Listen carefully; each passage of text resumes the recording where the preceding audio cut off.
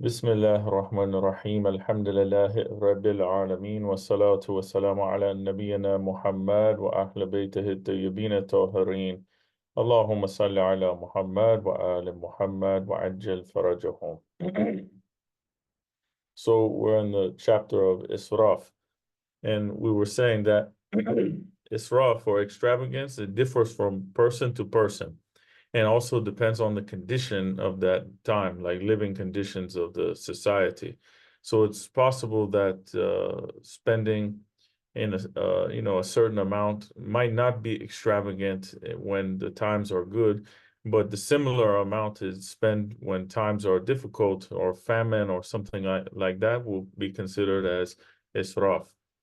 So the author says it would be wajib for those people to avoid spending in normal times, and instead give that wealth out to the needy. Like sometimes there is a shortage of food or economic hard times, and it would be wasteful to go buy a meal, for example, for $50 for oneself. But that same $50, it could have fed 10 to 15 people, those people who are in need. So we have to live in a moderate way that's between neither extremes. It's normal, it's not extravagant and it's not seen as being, miserly or stingy or something like this. And one of the servants of Imam Sadiq alayhi salam said that there was a shortage of food when the Imam asked me, what is the position of our stocked grains? And the servant said, we have enough to last us for some months. He said, to take it out and sell it. And he said, there's no shortage of wheat and barley in Medina, but the Imam insisted that I sell this grains. So when I sold it all, Imam told me that I should buy the daily requirements from the market like the common people.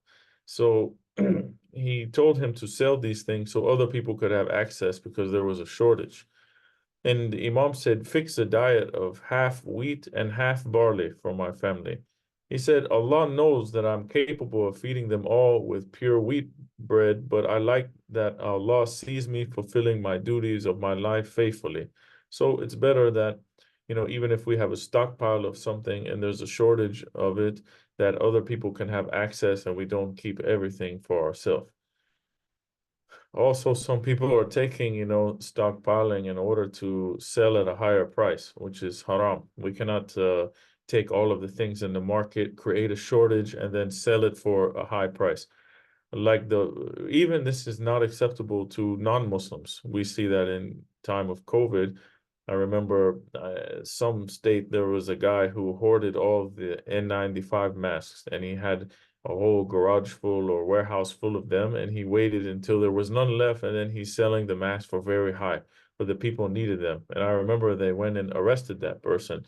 So even in the eyes of non-Muslims, this type of thing is not good. The author said it's the same when it comes to dressing, not just with buying food, but with wearing clothes. He said some people have accused Imam Sajjad, Imam Sadiq, Imam Rida alayhi salam for wearing fine clothes, nice clothes, whereas their grandfathers, Rasulullah, Amir al-Mu'mineen alayhi salam, wore humble clothes. The Imams rebuked this and refuted this accusation by saying, the times were different in that time. He said, in those days, the majority of the people dressed in very ordinary clothes, but now there was prosperity and affluence in the society. He said, if we were to wear those same type of clothes today, the people would insult us. So we see that these things are subject to urf or to the customs of the time. So it depends. We shouldn't wear the things if they were going to insult them by wearing those type of humble clothes. So they wore what was normal amongst people and not extravagant either, but normal according to the customs. We see that Imam Sadiq alayhi salam asking one of his critics, those people accusing him of wearing nice clothes, he said, come here, come a little bit closer. And when he came near the Imam, he opened up his outer garment like his saya, and he saw, and the man, he saw an old shirt under, like a tattered shirt. And the Imam said, "This is the dress that I have. I show humility to Allah subhanahu wa ta'ala, and the outer one is for you and other people to see." So they would wear harsh or coarse clothes under their outer garments. He says, we must know that three types of israf are haram all times, all circumstances, and it's not conditional on anything. The first kind of israf is when a person spends on something wastefully, even if the thing wasted is of not much significance. He says, like throwing the date seeds away when it could be put to some use, or throwing water away that's left over after drinking when there's a shortage of water and someone else could have used that same water. Tearing up and throwing away old clothes is a waste because they can be given to people who don't have that many clothes. We see like today, instead of throwing our clothes in the trash, we are taking them to Goodwill or Salvation Army or one of these boxes, you know, that they're collecting these used clothes and then they're distributing them to other people. Or sometimes the Hosseiniya can have a clothing drive and they collect these clothes and give them to refugees, for example. He says having a light on when there's enough sunlight to light up the room is even considered israf because we are wasting things. He says handing over something valuable to a child or an insane person who doesn't understand the value of that thing and they will waste that thing. These are all type of israf. So, for example, we give a toddler, just a small baby, an iPhone, for example, and he doesn't know what this iPhone is, so he smash it on the ground or he throws the iPhone, and then you're wasting thousands of dollars because it was out of place to give that thing to that child. Imam Sadiq alayhi salam, he saw some fruits that were like half-eaten fruits and half used. Maybe they cut half of the orange, ate half of it, and the other half they were throwing them out. And he told them, he said, what are you doing? If your bellies are full, there's many other people whose stomachs are not full. So you should give it to those needy people. So, like I said before, we see in some cultures, they are taking, they know they're not that hungry, but they're putting on the table uh, two, three whole chickens when they know they only want to eat a handful of food. They put all of this food and rice and everything on the table. They take a few bites, they get up and they walk away and they leave. This is type of israf. We have to take what we know that we will eat. We don't want to take too much and then waste.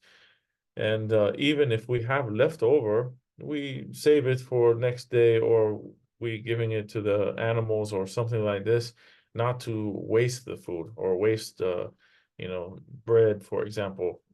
And during the time of Nabi Daniel, there was a wastage of bread. A lot of people were wasting bread. The people used to throw this leftover bread away, and it could be seen like everywhere outside. So, due to this, the prophet of the time, he asked Allah to punish them for this, for their wastefulness, and they were inflicted with a famine, a very big famine. And they, so much so, it said that they were prepared to eat each other. They were so hungry because they wasted so many things when they had it. They're not thinking about how we could use this bread for other purposes. I remember in the Hausa, there was when we had lunch or dinner, there was two trash cans, and it was different for me to see this because going from America, we have one trash can. So I said, what is this other trash can for? And I noticed that all of the students who had leftover bread, they would put the bread in one trash can, and the other wasted things they would throw in the other trash can, things that were of no use. So this bread they would take and they would feed it to the animals. The same here in Turkey. No one is throwing the bread in the trash. They are taking the bread and putting outside for the birds. Or if you see the dumpsters outside, they are putting the bread in a bag and they're tying a knot and they're putting it on the side of the onto the handle of the can, not like in the trash. And then someone will take this bread and they will give it to the birds or something like this. So we have to be mindful and conscious of the things that we do so we don't become wasteful. He said the second type of israf is spending on food and drink that cause harm to the body, like eating after you are already full, or just for eating purposes only, just to, stuff our face with something when we're not really hungry. And it's harmful to eat on a full stomach, and it's also wasteful because we don't need, to keep eating and eating and eating. Um, but he says, however, spending on those things which are good for the body is not israf. So if it's something that is good for us, to do, we spend on that, it is okay. Like we're drinking water is good for the body, so buying, water or drinking a lot of water is not israf. He said the third type of israf is spending on things that are evil or haram according to Islamic law, like buying wine, for example, or purchasing gambling tools, or paying money to singers, or unlawful relations with opposite gender, and these things, or bribing government officials, spending money to get unlawful ways of money. For example, taking someone's property by force, or paying someone to help us take their property, or paying someone to oppress one of the mu'mineen. All of these ways of spending are israf because the money is not used in the right way. So it is using in a wasteful way. So it's termed as israf. And one who does these type of activities or spends in this type of way, they commit two haram actions. They have two sins. One is the action itself of, for example, the wine, and also the second one is israf. If someone spends the money on wine, they have two sins. They wasted their money, was one sin, which is israf. And the second thing is they've bought something haram, which is second sin. We see in Tafsir al-Ayashi, we have riwayat from Abdul Rahman ibn Hajjaj, who asked the Imam the meaning of the ayat in Surah Isra, ayat 26, and don't squander wastefully. Imam says if one spends in any other way than what Allah has ordered him to, it is wasteful, it is squandering. And if one spends in the way of Allah, fi sabilillah, then it is moderation. So we see that if we spend in any sort of way that is forbidden type of way, then this is israf. Said some of the ayat dealing with the subject of charity emphasize it to such an extent that even giving away all his belongings while he himself is in need of those things is not being extravagant. He says, on the contrary, it is one of the recommended actions and is liked by Allah subhanahu wa ta'ala, as the ayah in Quran says, and prefer them before themselves, though poverty may afflict them. And whoever is preserved from being stingy on his own soul, these are the successful ones. Also, he says, preferring others to ourselves means that even though we are in need of something that we have, we give it to someone else who needs it, and we prefer them over ourselves. And this is the way of self-sacrifice. And another ayat that we have in Surah Insan, one of the famous ayat, is regarding Ahlul Bayt alayhimus salam. It says, and they give out of love for him to the poor and the orphan and the captive. And most of the Mufassirin, those commentators of Holy Quran, they say that this was in praise of Ahlul Bayt alayhi salam, specifically Amirul Mu'mineen, Fatima Zahra, Imam Hassan, Imam Hussein, and also their maidservant Fidda, that they were fasting for 3 days consecutively because they were fulfilling another when Imam Hussein was ill. So they made another that they would fast for 3 days if he got his health back. So he regained his health. They are fasting for these 3 days. And every time they are going to break their fast, someone is knocking on the door. First the poor, then the next day the orphan, and the next day the captive, and they are just eating, nothing. They are just drinking water to break their fast for 3 days. And then this ayat came down in praise of them. One person asked Imam Sadiq alayhi salam, what is the best type of sadaqah? So the Imam, he says, one who himself doesn't possess anything, but he works hard and he earns it and he gives it in the way of Allah subhanahu wa ta'ala. And he said, have you not seen the ayat of the Quran? And they give out of love for him to the poor, the orphan, and the captive. And, they're giving in this way. And we see the great example of this when it comes to the annual Arba'in pilgrimage. When people go ziyarah the Arba'in, we see that the people in Iraq have saving all year long just to buy, all the things and give them away in Arba'in. We don't see this anywhere else, that people are saving all year long. Most people are saving all year long to go on vacation, to go to Disney World, for example, or something like this. But, you know, these people want to give everything in the service of Imam Hussein. I mean, it's quite remarkable. They give even the things that they need themselves. I remember my first time I went to Erbain was maybe 12 years ago, and it was cold. It was January, I think so. And we were sleeping outside in the tents along the way from Najaf to Karbala. And I was asleep. I had one blanket, it's very cold outside. And the owner of the tent, he started asking questions to my friend because he saw us speaking English. I was asleep, but he told me later, said, where is he from? Where these guys come from? He said, oh, they're from America. And he was like, wow, they came here for Erbain. And, he was very impressed at that time. I guess people are just starting going to Erbain more and more, becoming bigger and bigger, as the years go on. But in that time, not so many people maybe is coming from America or Canada or something. So he was impressed, and he said, it's cold. It's very cold tonight, especially for him. He said, maybe he doesn't know, America is very cold too. So he said, maybe, it's not so cold in America, and he's having problem with, only one blanket. So he gave me his own blanket. So I woke up in the morning. I had two blankets. How I get to two blankets? Like I only went to bed with one blanket. How did I get two blankets? So my friend is telling me this story. We're talking with the owner of the tent, and he felt sorry for you that you have one blanket, so he want to give you two blankets.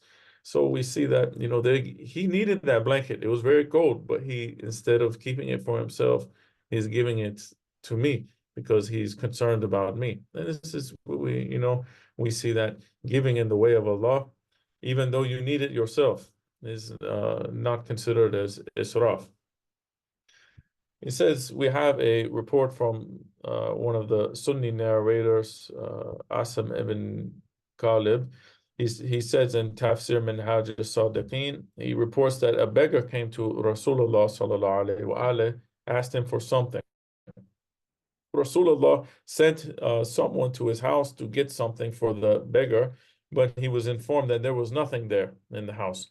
So Rasulullah told his companions, who's going to help this poor man? Someone volunteer, help him. He is in need. He asked me for help. Someone help him. So Imam Ali alayhi salam said, he'll be my guest tonight. So he took him home and he informed Sayyidah Zahra alayhi salam about his condition. And Sayyidah Fatima said, Ya Ali, we have food only enough, for one person. And I had kept it for my daughter Zainab. But you can do as you like with it. Imam said it would be better just to put the children to sleep, put out the lamp, because such a low quantity of food, it's insulting before the guest and doesn't look good. So Sayyidah Fatima alayhi salam did as Imam Ali told her, and the food was put before the guest. So he began to eat and drink the food, and the food wasn't finished yet when he said, I am full, and Allah subhanahu wa ta'ala has put barakah in your food, and he left happily. So I remember this narration from another story. It says like while they were eating, they dimmed the light, and Imam Ali is moving his hand from plate into like his mouth, like he is eating, but he is not eating, so as to not make the guest feel ashamed. And he is eating the only food in the house. They give it to him. We see that another narration that afterwards Imam Ali alayhi salam, Fatima, Hassan, Hussein, Sayyidah Fidda, Sayyidah Zainab, all filled themselves with the remaining food that was left over. When he said, I am full, he didn't finish the food. It's like one of the miracles. There's some food left, and all of them were full from that food. And then this was told to Rasulullah sallallahu alaihi wasallam the next day. And then the following verse came down from Surah Hashar, ayat 9. And they prefer them before themselves, even though poverty may afflict them. And whoever is preserved from being stingy with his in regards to his own soul, these are the ones that are successful. So this is Ahlul Bayt, this is akhlaq of Ahlul Bayt. If maybe we only have one plate of food or one sandwich, maybe we're going to go hide somewhere and eat it all by ourselves and come out and rub our belly and say, this is very good, and other people are starving and they have nothing left. But they are thinking about other people, so even over their own children at this time. So just send them to bed and we'll worry about feeding them in the morning. But tonight we have a guest, we need to feed the guest. Remind me of Sayyidah Fatima Zahra alayha salam always said, Al-jar thumma dar. The neighbor is first, then the house. So this is how we have to take lessons from their life and think about other people. It's also recorded in Al-Kafi that one of the companions asked Imam Sadiq alayhi salam, if a person has just enough food to sustain him for a day, is it wajib upon him to give this to a needy person? Or if he has, provisions for 1 month, only enough for him, is he required to give it to those who are poor? Similarly, the one who has stocks for a year or any amount of time, is it in any way wajib for him to, cut from his own needs and give a part of it to the needy? Would he be blameworthy if he didn't do it? Imam says there's two aspects to this situation. One is that the best of you are those who do good and prefer others over themselves. They are inclined towards sacrifice, towards charity, and Allah says about them, and they prefer them over themselves. The second point, he says, is that though one who keeps only the necessary quantity for himself is not blamed, yet the hand of the one who gives is better than the hand of the one who takes. So you must take precedence in helping those who depend on you. So if we're not blamed, if we have only enough for our family and we are feeding only them with that. If we have extra, yes, we should give to poor. But also if we take and give to those needy people who are starving, it is good for us too. So either way, we are not blamed for one, and if we give, it is also good.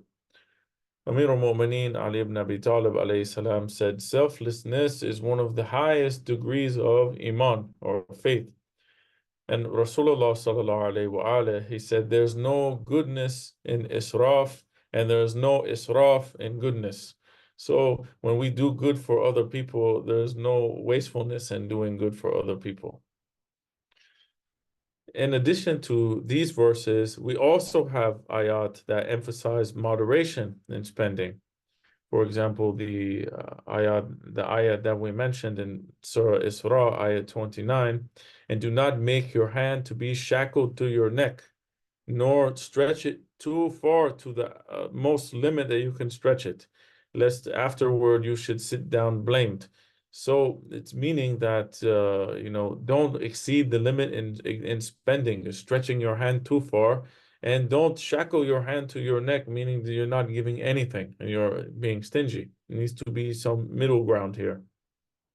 Also, the ayat in Surah Furqan, ayat 67, and those who, when they spend, are neither extravagant nor are they stingy, and they keep between these two a just means.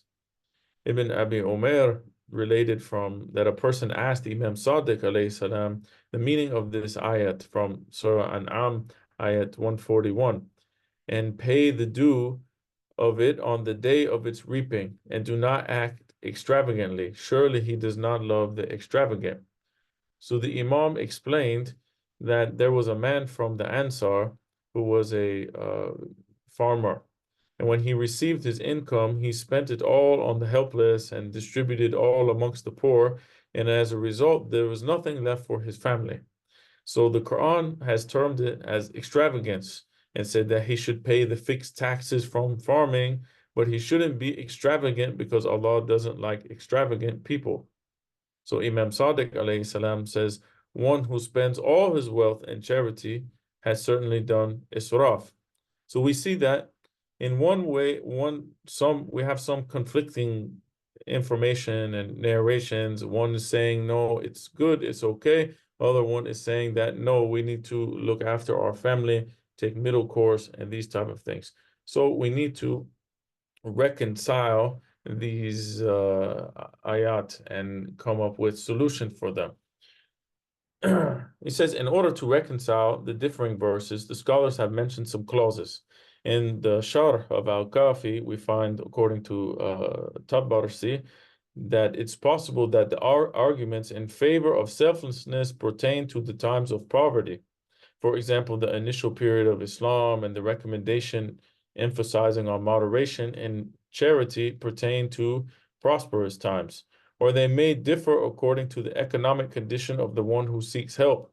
Some people deserve to be helped even by sacrificing one's own needs, and there are some people who need not be helped at any cost of one's own needs. It also depends upon the person who is being charitable. If he possesses complete and perfect faith, there is no harm if he exceeds the limits of generosity to fulfill the needs of other people, because has complete faith that Allah will sustain him and provide for him.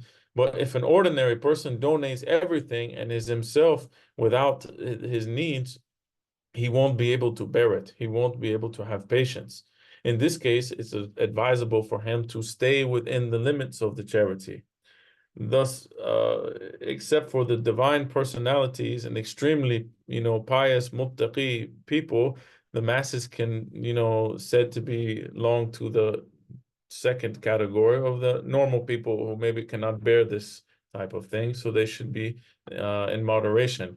It's not like how Ahlul Bayt alayhimu salam, they're giving everything because they know that Allah will and sustain them and they have a perfect faith and everything. So he says, therefore, the ayat, and do not make your hand shackled to your neck and do not stretch it too far, is addressed to Rasulullah sallallahu alaihi wasallam, but it's meant for the guidance of the common Muslimin. Muhammad ibn Makki, he was of the opinion that the rules of charity differ with person to person. The traditions which imply extreme selflessness are only for those who give their personal belongings to the needy, and the traditions that hint at moderation, even in charity, are meant for those who have wife and children and family. Such a person cannot prefer others over to his own children. He cannot give away what is necessary for his family to feed other needy people. Sacrifice of our own needs is allowed, but is not permitted to give away the requirements that are wajib on us for our dependents. The Honorable Alam, he has also stated that it's makruh for a man to donate his total wealth and charity, unless the condition that he is sure that he will be able to bear the consequences and have sabr in that case. Also, it's necessary that he does not have the responsibility of family or children and this thing. So this is how we can reconcile some of the verses because and verses and riwayat, because some of them are addressing certain time and certain category of people, while others are addressing different type of people and different type of circumstances. So we have run out of time, but inshallah we'll finish this section, and he goes on to show more ways of reconciling these narrations, and we'll cover it next week, inshallah. Sallu ala Muhammad wa ala Muhammad. Allahumma salli ala Muhammad wa ala Muhammad wa ala Muhammad. Any brothers